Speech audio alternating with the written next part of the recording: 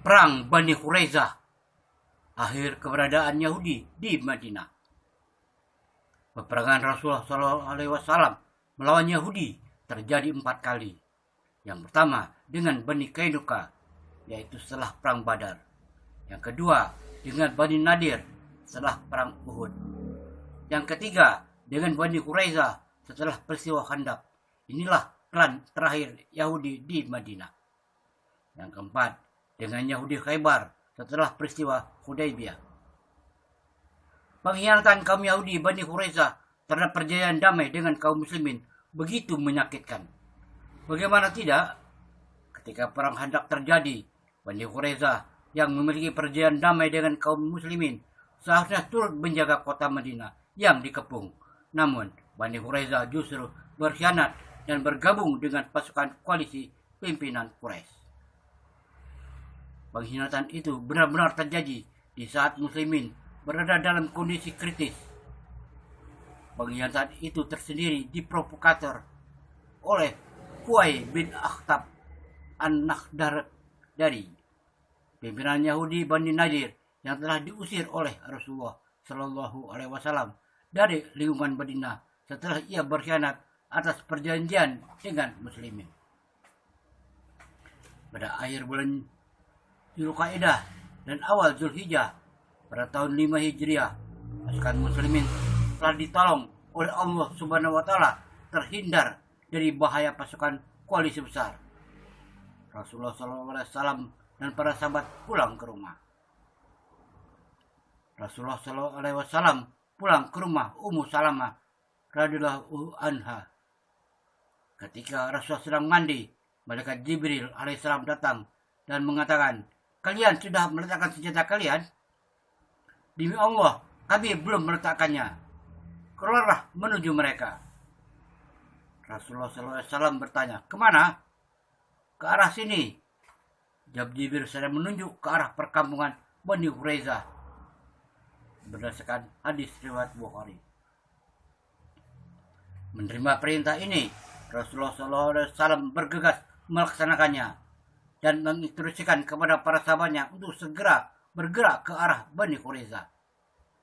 Bahkan supaya cepat sampai tujuan, Rasulullah SAW bersabda, "Janganlah ada satupun yang sholat asar kecuali di perkampungan Bani Quraizah." Hadis riwayat Bukhari. Adapun menurut riwayat Imam Muslim nomor 1770, bunyi perintah itu, "Janganlah ada satupun yang sholat zuhur kecuali di perkampungan Bani Quraizah." Ibnu Hajar Asqalani rahimahullah mengatakan, sebagian ulama mencoba berkompromikan memadukan dua riwayat hadis tersebut dengan sejumlah dugaan. Mengapa bisa ada dua versi sholat, yaitu asar dan zuhur?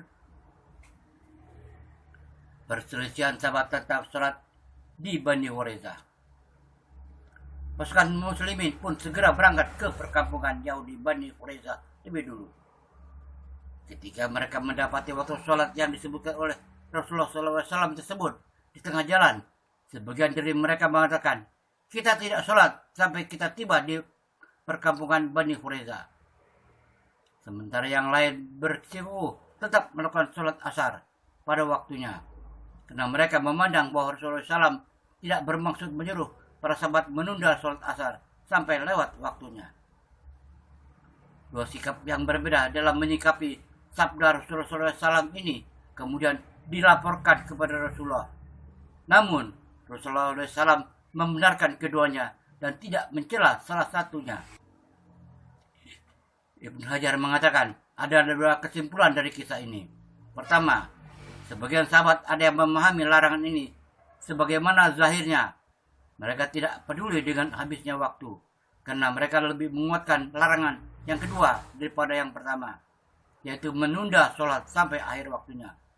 Mereka berdalil dengan bolehnya menunda waktu sholat bagi orang yang tersibukkan dengan urusan peperangan, sebagaimana yang terjadi dalam perang Khandaq.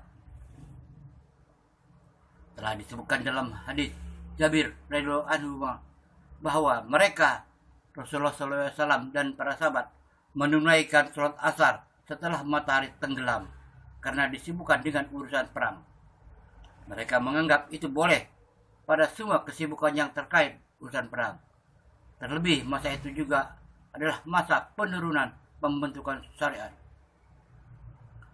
Kedua, sebagian sahabat yang lain memahaminya tidak sebagaimana zahirnya. Mereka menganggap itu adalah kinayah, sindiran, agar mereka termotivasi untuk bergegas dan berjalan dengan cepat menuju Bani Quraiza. Hukuman tegas Sa'ad bin Mu'adz kepada Bani Quraiza.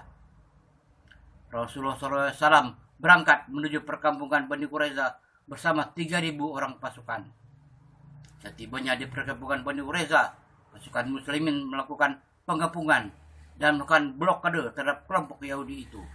Menurut pendapat yang kuat, pengepungan berlangsung selama 25 hari. Pengepungan selama ini sangat berdampak bagi Yahudi Bani Quraiza. Akhirnya mereka menyerah dan siap menerima sanksi dari Rasulullah Shallallahu Alaihi Wasallam. Menyikapi ini, Rasulullah Shallallahu Alaihi Wasallam melimpahkan penentuan jenis sanksi yang akan dijatuhkan bagi Bani Quraiza kepada Sa'ad bin Mu'adz radhiyallahu anhu. Sa'ad adalah salah seorang tokoh dari Bani Aus. Bani Aus dahulunya sekutu Bani Quraiza.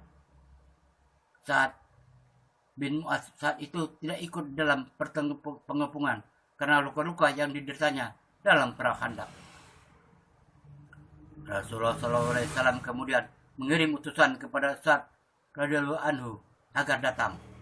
Ketika Sa'ad sudah mendekati pasukan kaum muslimin, Rasulullah SAW berkata kepada kaum Ansar, "Berdirilah, sambutlah Sayyid, pemimpin kalian." Sa'ad bin Abi Mu'adz radhiyallahu anhu mendatangi Rasulullah SAW dan duduk.